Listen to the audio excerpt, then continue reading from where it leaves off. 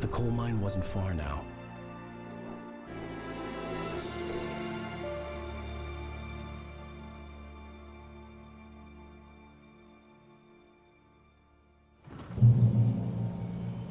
I would meet the kidnapper, and he would give me Alice. I wouldn't give him any other choice. A drowning man will clutch at a straw.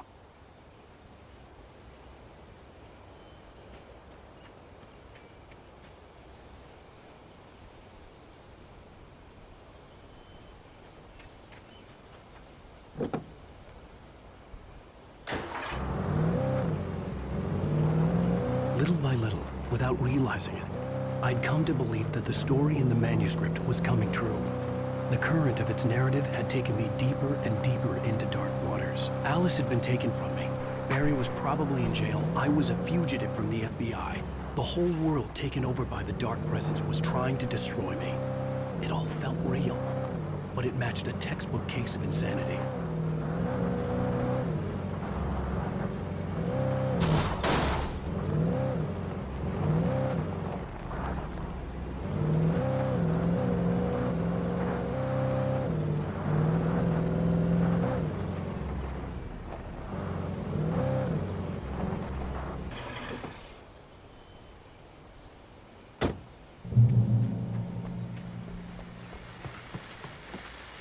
This is Pat Main, and you're listening to KBF-FM. Folks, I want to apologize for kind of abandoning you to that looping music track last night, but I was detained. You see, I encountered a big-shot G-man with an itchy trigger finger who could use a lesson in manners and a boot in the ass, not necessarily in that order either. Now, folks, I know I'm not being very informative here, and I apologize for that. I really should just keep quiet, but I'm just so peeved right now, because some people just shouldn't be carrying badges. I'm just glad that our Sheriff Breaker was there to straighten things out. And if someone I met last night is listening, let me just say, I'm sorry if my mouth got you in trouble. I'm pretty sure you're not the bad guy here. Godspeed, son. I hope you know what you're doing. Now, on a lighter note, I'll be talking to Dr. Nelson all morning. But first, a little music.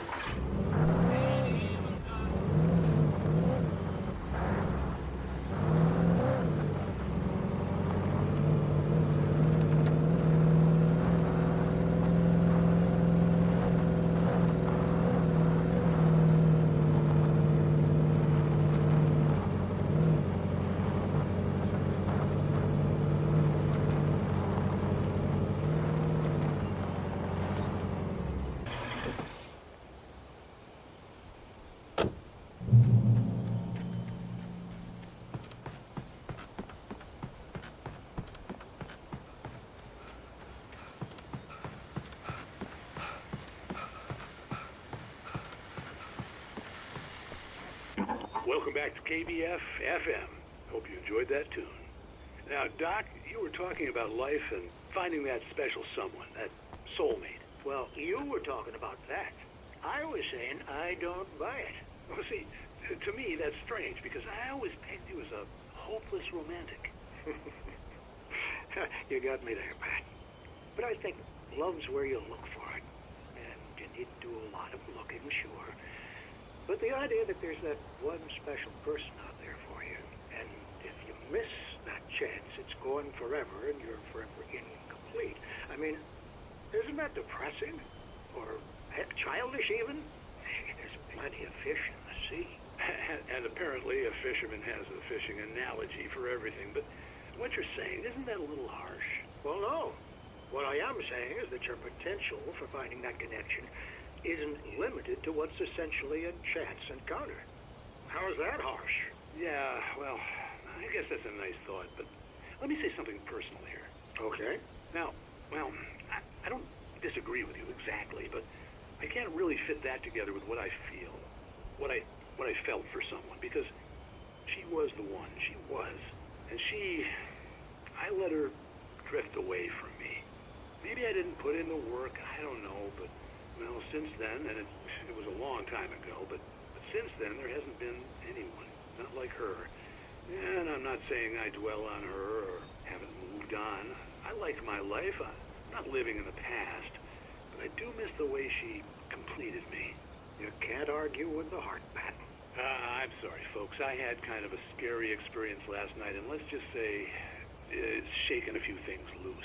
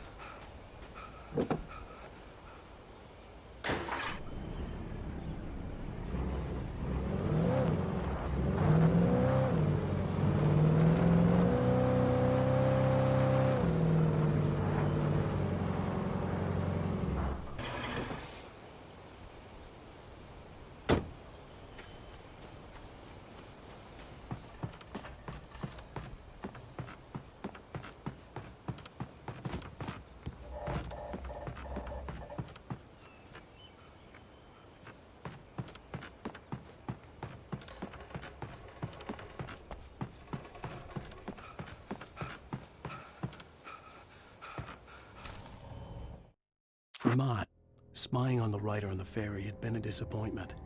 His boss had made Wake out to be something special, but Mott hadn't been impressed. He'd gotten a good long look at the wife, though, and he liked what he saw. Mott had fantasized about goading Wake into a fight, but it hadn't happened. Still, he'd get his chance to see if the writer had anything in him. He'd been promised as much.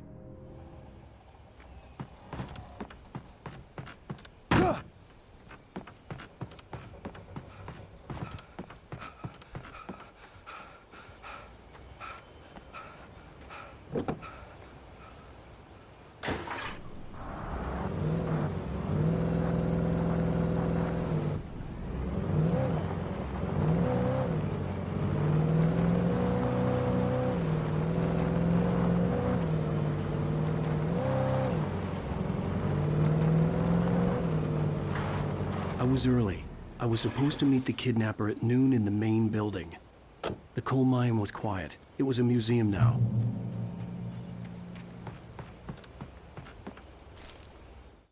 With Nightingale gone and the night wind blowing in through the broken studio window, Maine stared at Sarah. The sheriff looked away. Maine's voice shook with barely controlled anger. That boy's doing more drinking than thinking. I hope you know what you're doing, Sarah. He's got a sickness in his eyes. You take my word for it. He wants Wake for a reason, and it's not for anything good.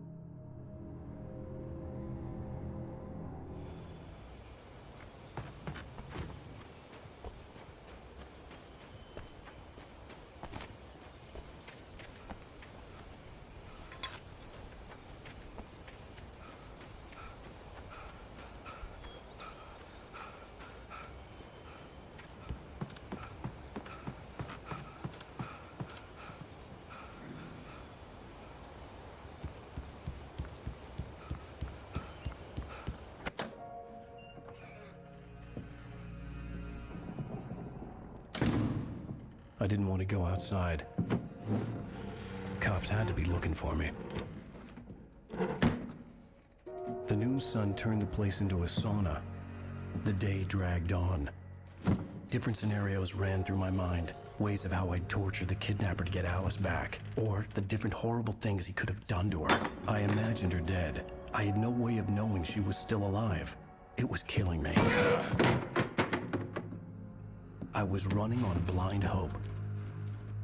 It was all a waste of time. The bastard never showed up.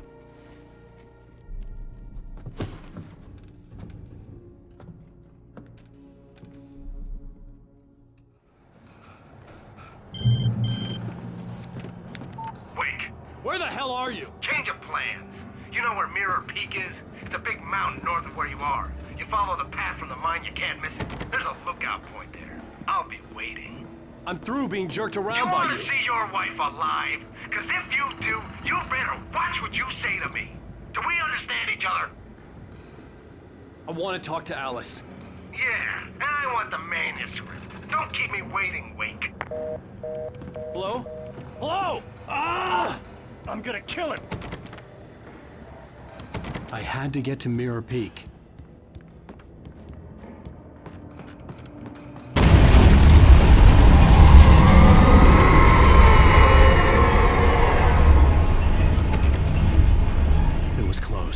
maybe closer than ever before.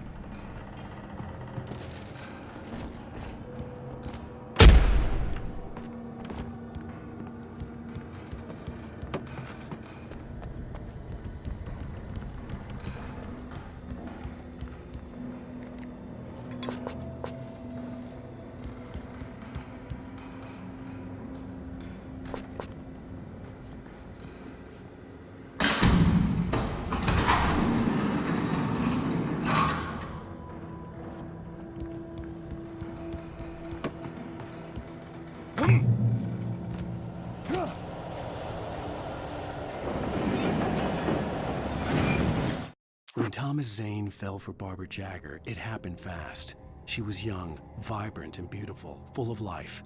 He had never been a very happy man, and without any seeming effort, she had changed all that. Zane felt good for the first time in his life. Everything she did was another piece of a jigsaw puzzle he hadn't even known he'd been missing. And best of all, she made the words flow, strong and sharp. She was his muse.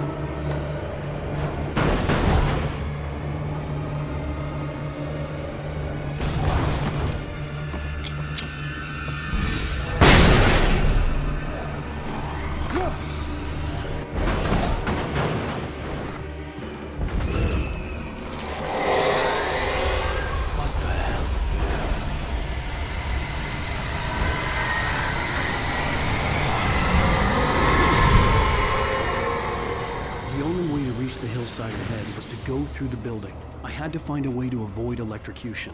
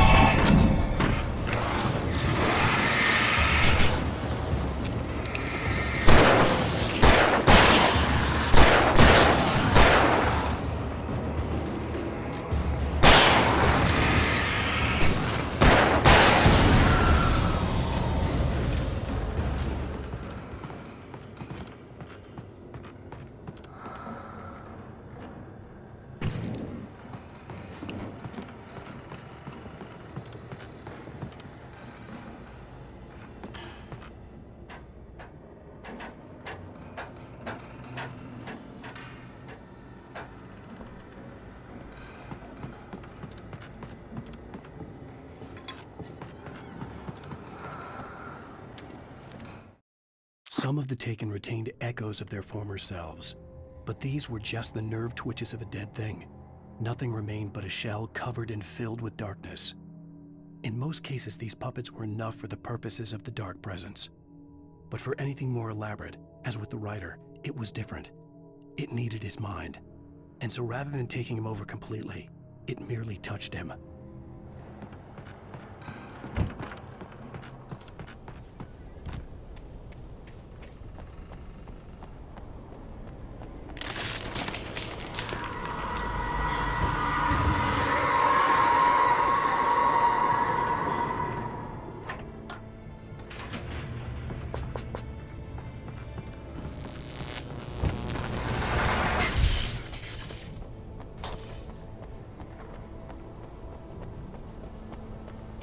There was no way the flashbang grenades were standard power company equipment.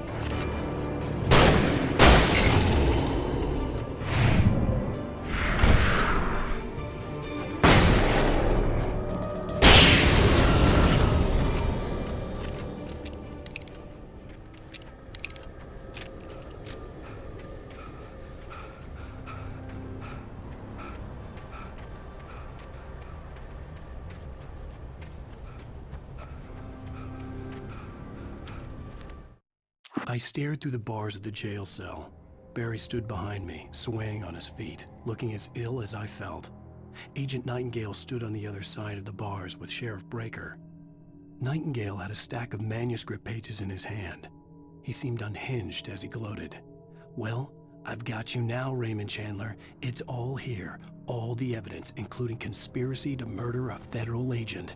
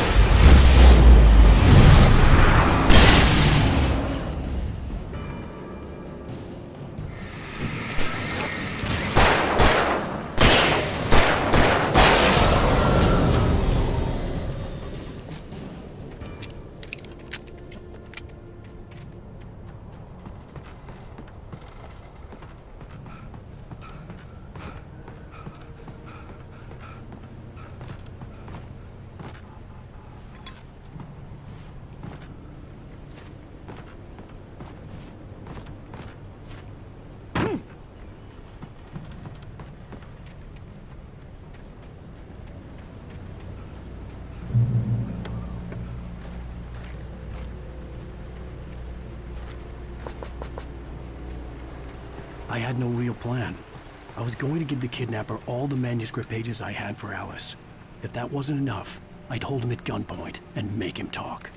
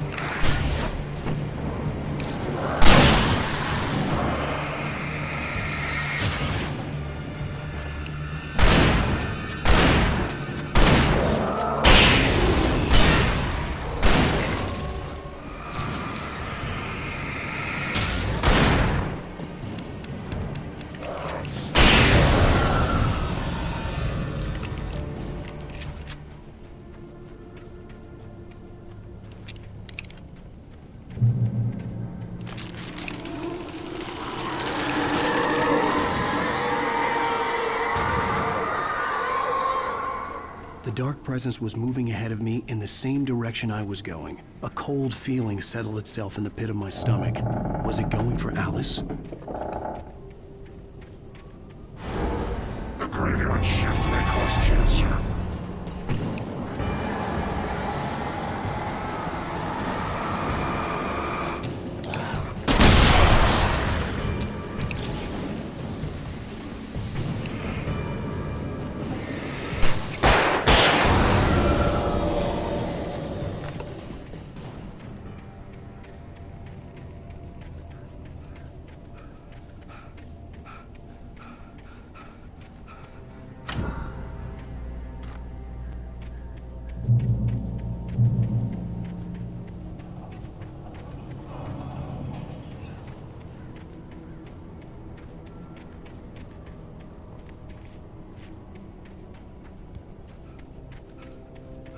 The place was dead, a ghost town.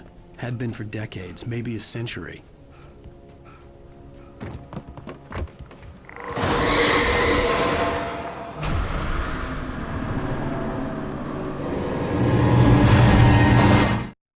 Things were never as simple in real life as in fiction. I had lost count of the times I had wished there'd be a clear reason for my writer's block. Something to fight, something to lash out on. There wasn't. I was filled with doubt. I was nothing like the hero in my books. Alex Casey had gone through his life with single-minded determination, never wavering from his goal. Even now, I was angry at myself, angry at Alice, angry at Barry. I was fumbling and I had no plan.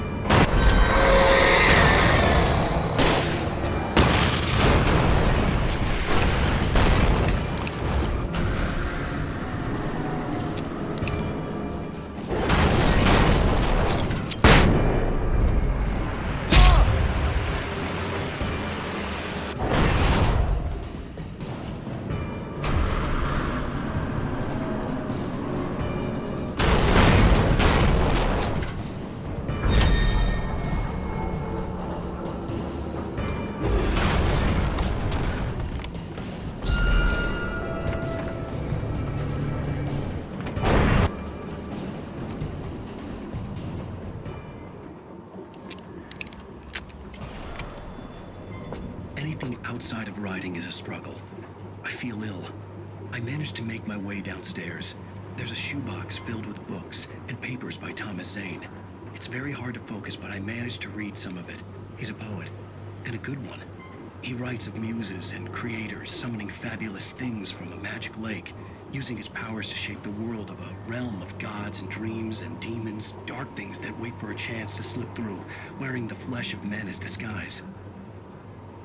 Zane writes about himself, his girlfriend being taken over by a dark presence, about growing scared of the lake.